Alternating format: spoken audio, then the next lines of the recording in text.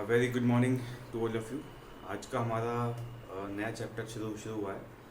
Civil second semester में applied mechanics के अंदर है आपका मूवमेंट यानी कि घूर्ण। तो समझ लेते हैं मूवमेंट क्या होता है। मूवमेंट क्या होता है, मैंने डेफिनेशन लिखी हुई है कि किसी निश्चित बिंदु के परितः बल के घुमाने वाले प्रभाव को उस बल का निश्चित बिंदु के परितः मूवमेंट कहते हैं। क्या मतलब हुआ कि मान लीजिए कोई ये ऑब्जेक्ट है, ठीक है, ये कोई पॉइंट है ओ, इधर कोई फोर्स लगा हुआ है मान लीजिए पी, ठीक है, इसको हमने ए कह दिया।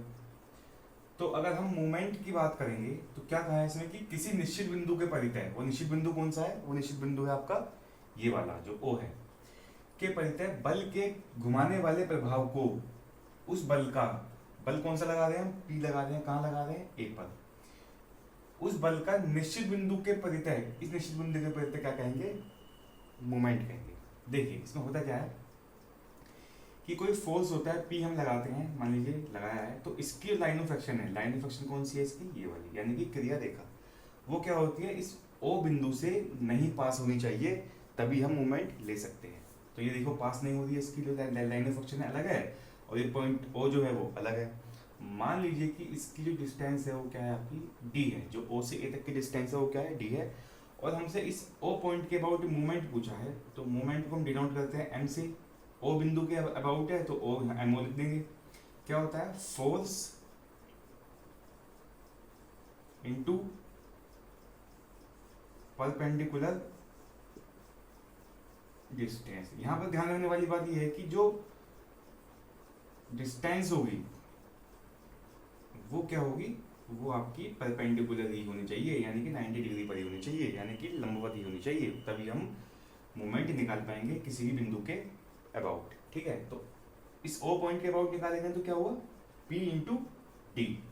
ठीक है, अगर इस ए पॉइंट के अबाउट मूवमेंट पूछता तो कैसे होता, क्योंकि ए पॉइंट के अबाउट क्या है, जो पी फोर्स है वो ए बिंदु से ही होके जा रहा है, तो इस पॉइंट के अबाउट जो मूवमेंट होगा ए बिंदु के अबाउट कितना होगा, जीरो होगा। मैंने इससे पहला चैप्टर पढ़ाया था बीम्स वाला, जो मैंने न्यूमेरिकल कराया था, तो मैंने कंडीशन बताई थी वहाँ पे कि अगर किसी बिंदु के अबाउट मूवमेंट हम ले रहे हैं और वो फोर्स उसी बिंदु पे लग रहा है, तो उस बिंदु के अबाउट मोमेंट कितना होगा, जीरो होगा। क्यों, क्योंकि कोई डिस्टेंस ही नहीं है। भाई डिस्टेंस कहाँ है इसमें, देखो इस पॉइंट के अबाउट कोई डिस्टेंस है नहीं है, क्योंकि पी बिंदु जो है, पी फोर्स जो है वो इसी बिंदु ए से होकर पास हो रहा है, तो हमें हमारा ए पॉइंट के अबाउट जो मूवमेंट होगा वो कितना होगा, जीरो होगा। एक एग्जाम्पल वो देख लेते हैं यहाँ पर।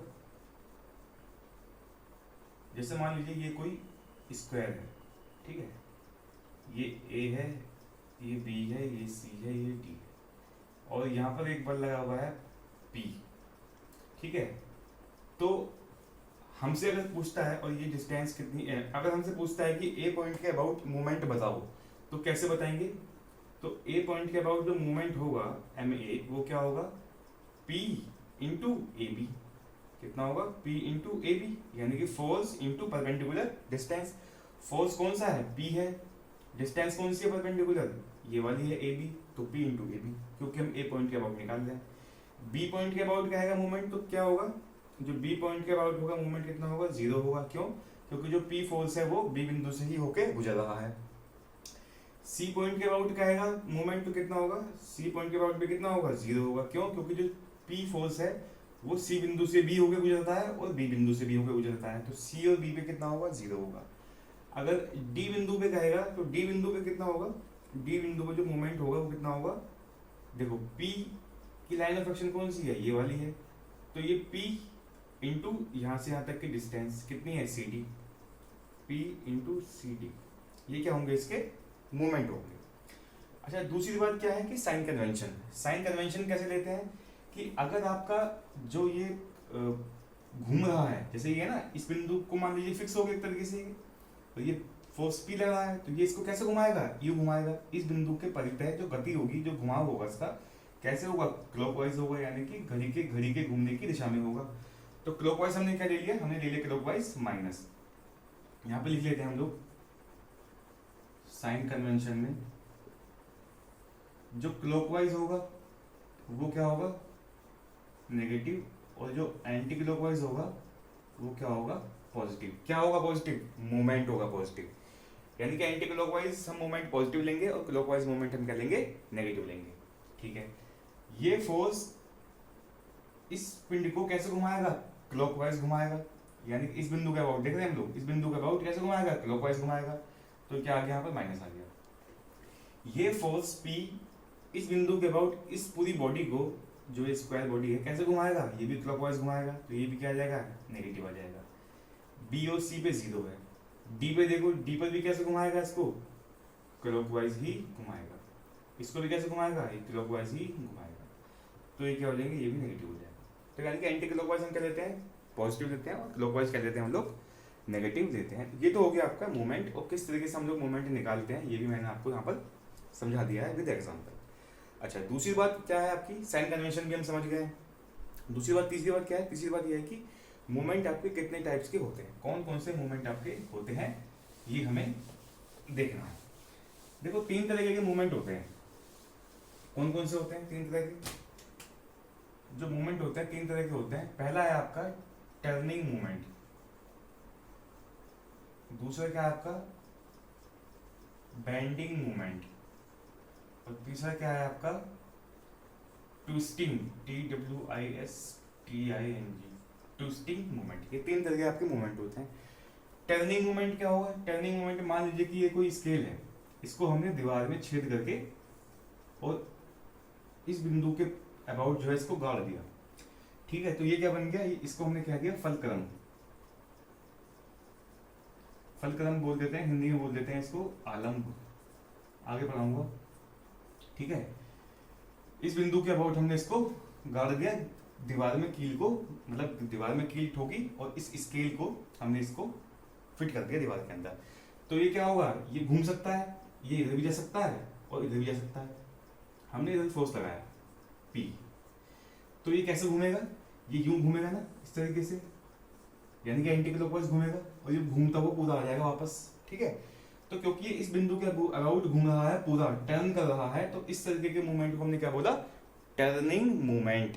इस तरह के मूवमेंट को क्या बोला हमने? Turning movement. क्यों? क्योंकि ये इस पॉइंट के अबाउट पूरा टर्न कर रहा है। बेंडिंग मूवमेंट क्या हुआ? मान लीजिए ये कोई स्केल है और ये यहाँ पर ये नीचे हमने फिक्स कर दिया इसको। ठीक है, या फिर ये मान लीजिए कोई कॉलम है, इसको हमने नीचे फिक्स कर दिया है, और यहाँ पे हमने क्या लगाया? फोर्स लगाया P। तो इसकी जो स्थिति होगी, अब ये यहाँ से तो फिक्स है, यहाँ से तो हिलेगा नहीं, तो कुछ फोर्स लगाने के बाद कैसी होगी? कुछ इस तरीके की शेप आ जाएगी इसकी।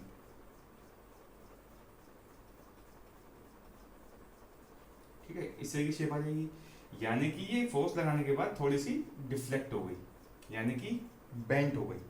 तो इस तरीके के केस में क्या अप्लाई होता है? Bending movement. इसको क्या बोलते हैं? Bending movement. यानी कि फोर्स लगाने से क्या हो जाता है? वो बेंट हो गई। अब देखो, यहाँ से तो ये हिलेगी नहीं, क्यों? क्योंकि यहाँ से ये फिक्स है। तो ये क्या हो रहा है? इसको, इस केस को हम बोलते हैं बेंडिंग। तो इस केस में जो लगने वाला जो मूवमेंट है उसको हम बोलेंगे बेंडिंग मूवमेंट। अगला आपका आता है ट्विस्टिंग मूवमेंट। ट्विस्टिंग मूवमेंट क्या है? मान लीजिए कि कोई ये शाफ्ट है आपकी, ये क्या आपकी कोई शाफ्ट है, यहां पर आपने एक क्लॉकवाइज मूवमेंट लगाया और यहां पर आपने एक एंटी क्लॉकवाइज मूवमेंट लगाया। ठीक है, क्या लगाया? एक क्लॉकवाइज मूवमेंट लगाया, एक एंटी क्लॉकवाइज मूवमेंट लगाया। यानी कि आपने एक रोड है, ये मान लीजिए, इसको आपने यहाँ से पकड़ा और यहाँ से पकड़ा और विपरीत दिशा में यूं करके घुमा दिया। इस तरीके का जो भी मूवमेंट होगा उसको हम क्या बोलेंगे? Twisting movement. यानी कि ट्विस्ट कर दिया हमने इसको, ट्विस्ट कर दिया हमने इसको, क्या किया? ट्विस्ट कर दिया। इसको हम बोलते हैं ट्विस्टिंग मूवमेंट, या इसको ऐंठन भी बोल देते हैं, है ना? ऐंठन भी इसको हम लोग बोल देते हैं। तो ये होते हैं 3 टाइप्स के आपके मूवमेंट। तो इसकी फोर्थ थिंग क्या है कि इसकी यूनिट क्या होती है? देखो, यूनिट हम निकाल सकते हैं। मूवमेंट क्या होता है? m इक्वल टू क्या होता है? F इंटू डी होता है। F क्या है? फोर्स की यूनिट होती है न्यूटन। d क्या है? डिस्टेंस की यूनिट होती है मीटर। इसकी यूनिट कितनी हो गई? Newton metre. इसकी यूनिट क्या होती है? न्यूटन मीटर होती है इसकी यूनिट। तो ये हमने थोड़ी सी चीज़ें पढ़ी हैं। आगे हम वेरिग्नॉन थ्योरम का स्टेटमेंट देखेंगे। आज की वीडियो में इतना ही है। नेक्स्ट वीडियो में हम लोग डिस्कस करेंगे वेरिग्नॉन थ्योरम। Thank you.